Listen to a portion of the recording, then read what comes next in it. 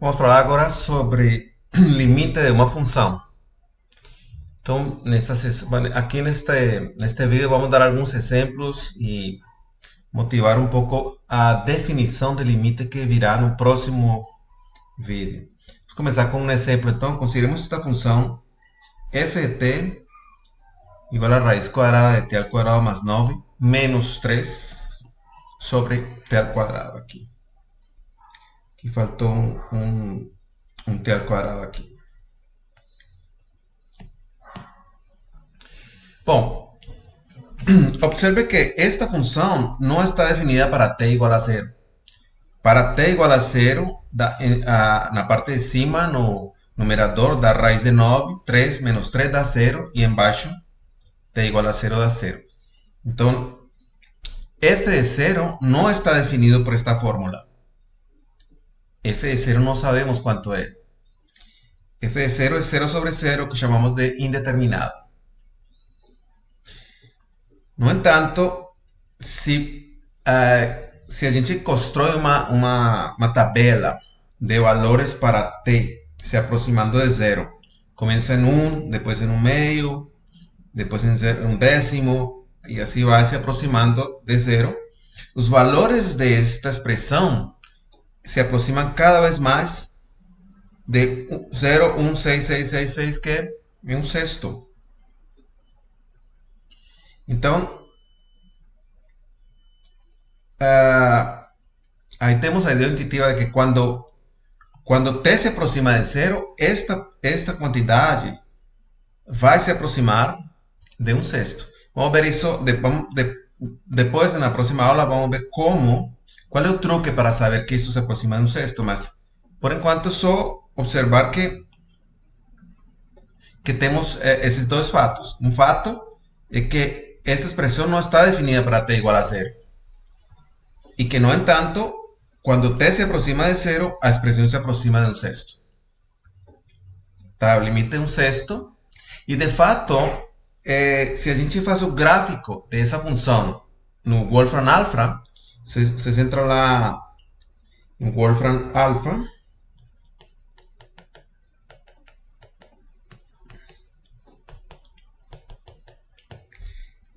digitam Wolfram Alpha no Google e depois digitam a fórmula que está aqui. Ele faz o gráfico da função e efetivamente observem que em 0 essa função tem um valor aproximadamente de 0,16 e um pouco mais. Este é um gráfico um pouco mais extenso, de menos 20 a 20, essa função. E realmente em 0 parece que a função toma um valor. Tá? O valor aqui que a função irá tomar será um sexto. Então, nós temos o conceito de limite de uma função quando a variável tende para alguma coisa. Tá bom? Outro problema é calcular esse limite, mas agora estamos estudando o conceito só. Bom, então, vamos ver a definição que está no livro definição para esta expressão. Então, essa expressão limite quando x tende para A de f de x igual a L, significa que os valores de f de x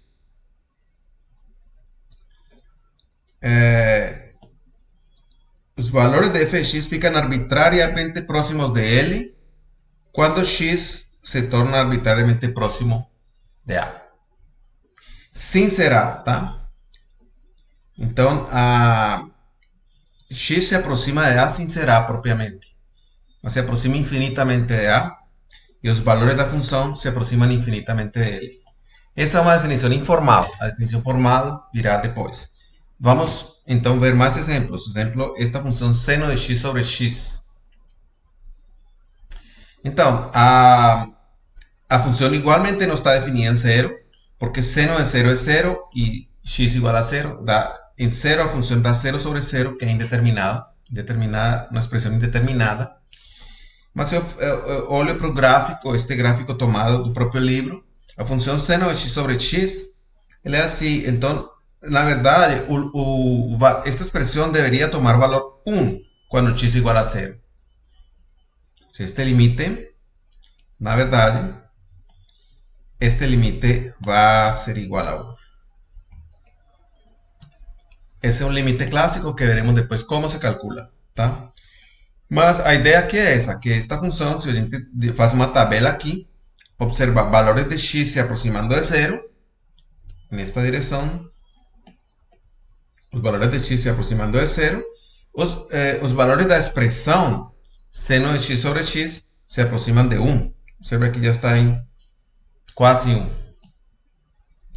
Então, esse é o conceito de forma informal, o conceito de limite. A função se aproxima infinitamente de alguma coisa quando a variável x se aproxima infinitamente de outra coisa. Bom, este é um caso mais simples, também tomado do livro. Temos esta função e calculamos o limite quando x tende a 2 de essa função. Aqui, neste caso, a expressão não se determina quando evaluo diretamente x aqui. Posso colocar x igual a 2. Da 2 al cuadrado menos 2 más 2 da 4. Y 4 es f de 2. 4 es f de 2, que esta función está definida en 2 y en 2 toma valor 4.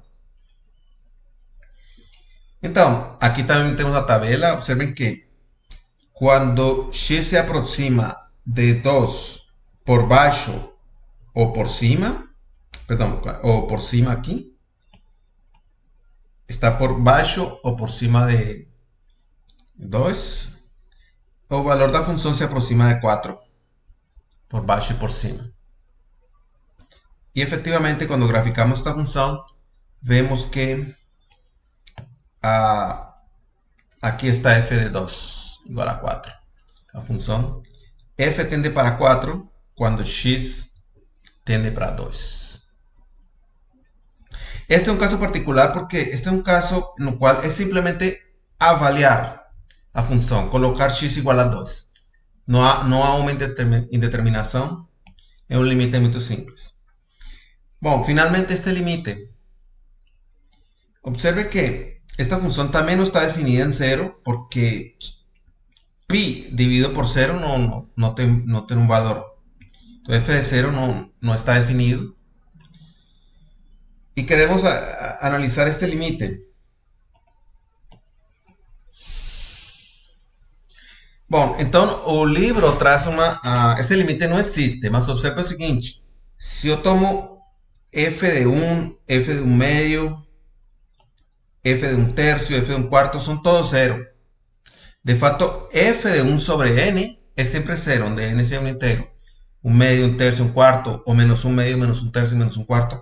F toma sempre o valor 0. E então, a expectativa, como 1 sobre n está se aproximando de 0, a expectativa é que o limite seja 0, porque eu tenho uma sequência se aproximando de 0. 1 sobre n está se aproximando de 0. Perdão. Quando n vai a infinito. E o valor da função em 1 sobre n é sempre 0. Então, a nossa expectativa é que o limite seja 0. Mas o limite não é 0. E a razão é que o que está fazendo essa função é isto aqui. Essa função, quando x é 1 sobre n, aqui o valor de x é 1 sobre n, vamos aumentar aqui um pouco, colocar aqui, ampliar. Então, isto aqui vai ser x igual a 1 sobre n variando, né? Em 1 sobre n, o valor da função é seno de x sobre n. Então, vamos colocá-lo aqui do ladinho. Então, pi sobre n, pi sobre x, como x é 1 sobre n, é npi. Porque x é 1 sobre n. É fácil ver que pi sobre 1 sobre n é npi. Então, a seno de npi é 0. Então, esta função toma 0 em todos estes pontinhos de 0. Mas o limite da função, quando x se aproxima de 0, não existe, porque esta função oscila. esta función oscila violentamente en una vicinanza de 0 y por tanto ese límite no existe. Vamos a decir que ese límite no existe porque la función no se aproxima de un valor particular. Como acontecía en los casos anteriores, la función se aproximaba de un valor. Aquí la función oscila infinitamente entre -1 y 1 en cuanto me aproximo de 0. Ese límite no existe. Bom, só vou fazer um pequeno parêntese para falar da função seno e cosseno rapidamente. Tá bom? Então, como se define a função seno e cosseno? Para isso, como definimos um ângulo em radianos? Então, ângulo em radianos. Primeiro temos que considerar o círculo unitário. Círculo de raio, a circunferência, perdão, o círculo é todo. Isto é a circunferência de raio 1. Esta é uma circunferência de raio 1. Tomamos este ângulo aqui. Então, o valor do ângulo não vai ser mais dado em graus. Em graus será dividir isto em 360 ângulos pequenos, chamados graus, e ver quantos estava aí. Não vamos fazer mais isso. Aqui vamos simplesmente... O ângulo é esta distância sobre o círculo. Tá? A unidade é o raio. Ou seja, isto vai ser 1. Então, aqui, isto é quantas unidades caminhei sobre o círculo. Tá? Isso é o x, é o ângulo em radianos. Então, esse ângulo não tem... É simplesmente um número. Tá? Agora, dado esse ângulo, toma esse ponto aqui, sobre a circunferência unitária. A componente x é o cosseno. Tá? Aqui vai ser... Este ponto não pode ter coordenadas x, y. Este ponto tem um par de coordenadas. Vamos colocar aqui x grande e y grande, tá? Para não confundir com esse x pequeno aqui. Então, a componente x deste ponto é o cosseno e a componente y desse ponto é o seno. Se este ponto vai andando, este ângulo vai ampliando, esses dois variam, tá? Mas são sempre o cosseno e o seno. Então, o ângulo vai rodar aqui. O comprimento do círculo, como tem radio 1, é 2π por r. 2π vai ser o comprimento inteiro. Quando chega aqui, tem um ângulo de 2π. Tá? Mas quando estou aqui, estou em π sobre 2. Aqui π, 3π sobre 2 e 2π. Então, o que temos é que... Então, aqui temos um ângulo de π sobre 2, porque este é o círculo unitário, o comprimento deste quarto aqui, de circunferência, é π sobre aproximadamente 1,7 unidades. Aqui está uma unidade. É um pouco menos que 2 unidades este comprimento. Então, este ponto, a coordenada x é o cosseno. Cosseno de π sobre 2 é 0. E a coordenada y é o seno. Então, seno de π sobre 2 é 1. Agora, este ângulo inteiro é π. Este comprimento de aqui até aqui é π. E aqui é outro π. Né? Então, π, este ponto aqui tem coordenadas -1, 0. Então, o cosseno de π é -1 e o seno de π é 0. Tá bom? Então, o que acontece é que o seno é 0 em π, o seno é 0 em 2π também. Porque é a segunda coordenada. Aqui e aqui ele é 0. Então, o ângulo pode aumentar. O ângulo pode ser aqui, por exemplo, 1π, 2π, 3π. Seno de 3π também é 0. Porque estou aqui neste ponto. Chega aqui, 4π. Seno de 4π também é 0. Seno de 5π é 0. Seno de 6π é 0. Porque dá meia circunferência cada vez que aumento 1. Então, o que acontece aqui é que quando x é 1 sobre n, o seno de π sobre x é o seno de π sobre 1 sobre n, que é o seno de nπ. Mas nπ, como vimos, n vezes π, estou dependendo. Se n é ímpar, estou aqui. Se n é par, estou aqui. Mas sempre o seno é 0, porque o seno é a segunda coordenada. Então, o seno de esses números, quando x é 1 sobre n, o seno é sempre 0. Tá? Mas o limite não é 0, como vimos. Então, não basta que sobre uma sequência em particular a função está se aproximando de zero. Aqui não só está se aproximando, como é zero mesmo. Tem que se aproximar de zero para todos os x possíveis, tá? Não só para algum x em particular. Então, este seria um exemplo no qual o limite não existe.